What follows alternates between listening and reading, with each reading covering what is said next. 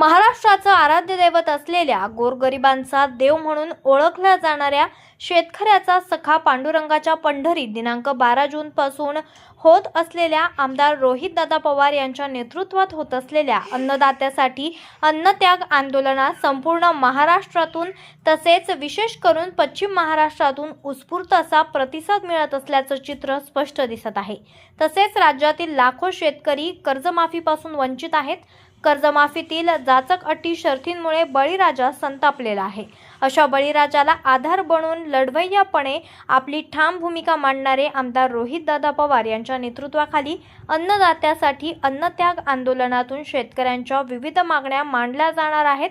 त्यामध्ये कर्जमाफीतील जाचक अटी कमी करणं, निवडणुकीच्या पूर्वी शेतकऱ्यांना दिलेली आश्वासनं 7/12 कोरा करतो, सत्तेत आलेल्या सरकारला याचा विसर पडलेला याची आठवण करून देण्यासाठी आणि जाहीर केलेली फसवी कर्जमाफी शेतकऱ्यांच्या जखमेवरती मीठ चोळणाऱ्या सरकारला जाग आणण्यासाठी अन्नदात्यासाठी अन्नत्याग आंदोलन होत आहे।